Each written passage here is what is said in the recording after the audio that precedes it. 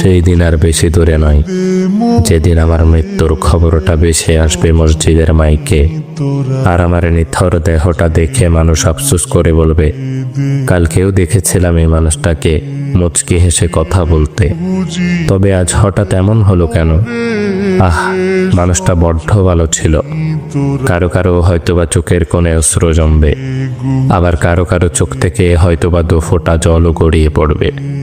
আবার অনেকেই খুশি হয়ে বলবে, যাক, ভালোই হলো, আপদটা বিদায় হয়েছে। বেঁচে থাকতে কি কম জ্বালিয়েছিল? ব্যস্ততার কারণে আমার অনেক কাছের মানুষরাও হয়তোবা আমার জানাজায় উপস্থিত হতে পারবে না। আবার অনেক দূরের মানুষও শত ব্যস্ততার মাঝেও ছুটে আসবে আমাকে শেষবারের মতো বিদায় দিবে বলে। লুকিয়ে থাকবো আমি 3 টুকরো সাদা কাফনের আড়ালে। কেউ কেউ ছুটে আসবে আমাকে শেষবারের মতো একটুখানি দেখবে বলে।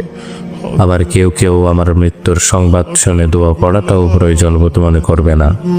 সেই দিন আমার পাশে থাকা ছোট্ট কাল থেকে আমায় আদর যত্নে বড় করে তোলা প্রিয় মানুষগুলো বলবে, লাশ বেশি সময় ধরে ঘরে রাখতে নেই, তাড়াতাড়ি নিয়ে চলো। দাফন কার্যে অত বেশি দেরি করতে নেই। শত কষ্ট উপেক্ষা করে তৈরি করা আমার সাজানো গোছানো জীবনের সমস্ত সম্পর্ক, টাকা পয়সা, গাড়ি বাড়ি, জায়গা জমি ইত্যাদি কিছুই আর আমার থাকবে না।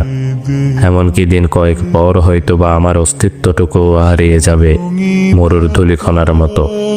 তারপরও কেন জানি আমার অহংকার, সম্পদের লালসা, ক্ষমতার তৃষ্ণা ইত্যাদি যেন দিন দিন বেড়েই চলেছে। একদিন আমার মৃত্যু হবে, আর সবকিছুই ছেড়ে চলে যেতে হবে সেই অন্ধকার কবরে।